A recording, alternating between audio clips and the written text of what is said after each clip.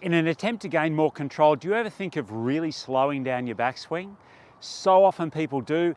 Usually it's to the detriment of having good rhythm and even creating and using the elasticity that a good golf swing would normally give you. Hi, I'm Peter Knight and I've created this channel, Peter Knight Golf, to help you play the best golf you possibly can. And today we're going to look at how speed during the swing changes, because during the swing, either your body movement or your arm movement or the club is either gaining speed or slowing down. So it's either accelerating or decelerating. Now, if we're looking to do that rhythmically, then we need to look at how it actually works. So if we look, say at the start of my backswing, I'm stationary. My body might be moving a tiny little bit, but for all intents and purposes, I'm stationary. When I get to the end of the backswing, I'm going to change direction. So I'm moving from going back to coming down. So even though my body is still moving, let's for the moment just say, because we're changing direction, we've got to slow right down and be almost stationary again at the end of the backswing. Then when I get to the finish of my swing, again, my body's stationary, depending on how good my balance is. But my body should be pretty stationary. So through the backswing, I'm moving from a stationary position here, I'm gaining speed, slowing down, and then a downswing, gaining speed, and then slowing down. So let's look at how that actually works, because that goes to the heart of how the arms and the club work as levers. When I swing the club back, when I get my hands to about this point here, that's the point where my arms are going to be moving about the fastest in the backswing. So if I go back too slowly and my movement's really slow, becomes a muscular effort, because I've got to feel like I'm controlling the movement going back. So there's no flow with it. Whereas if from the start of my swing, I allow my body to move my arms and club back fairly quickly to somewhere round about hip height, then I can ease off a little bit. The momentum that I've built up will take the club to the end of the backswing. Now, because the club's moving faster than my arms, it will cause my wrist to hinge. So there may be occasions where individual cases where you need to focus on what's actually happening with hands and wrists, but for the most part you shouldn't. So as the club swings back, there's the point of my maximum speed in the backswing, and the club will just continue to there and carry my arms and my body to wherever it finishes at the end of my backswing.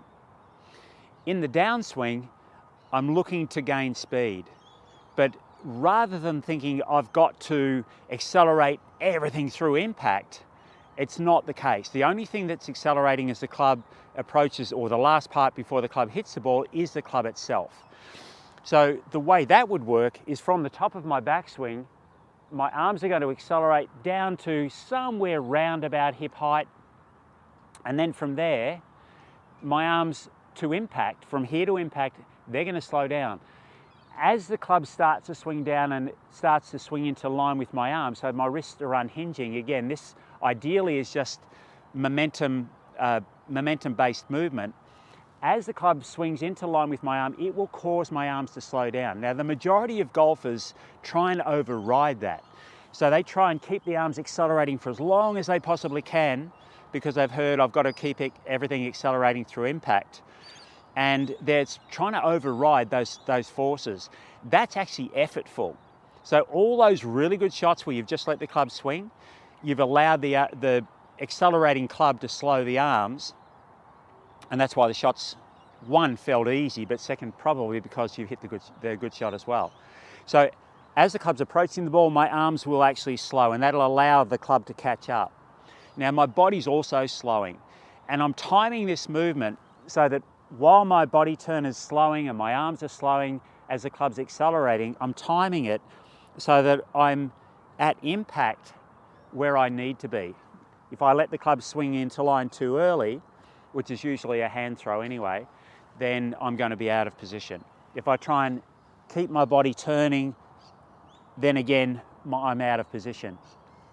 In fact, one of the common things about that a player will say is that they get stuck in the downswing, which essentially means that the arms have got too far behind in the sequence of motion. Can easily occur if either they're trying to turn their body too quickly, or, well, that's one of the reasons, and again, if the motion's out of sequence as they're swinging down. So ideally the motion is going to be like fairly uniform, and even when I play this shot here,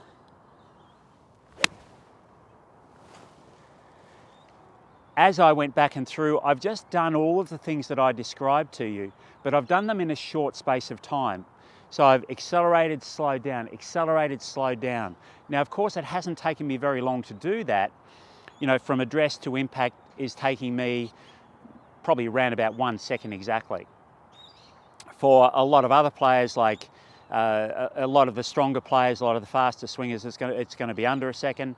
For most of you, it's probably going to be somewhere around about 1.1 to 1.3 seconds. Obviously, there's a natural ability to be able to swing the club slower or faster, but if you've got the timing of that acceleration correct, and you can practice that, then that's going to make a massive difference to every shot you hit.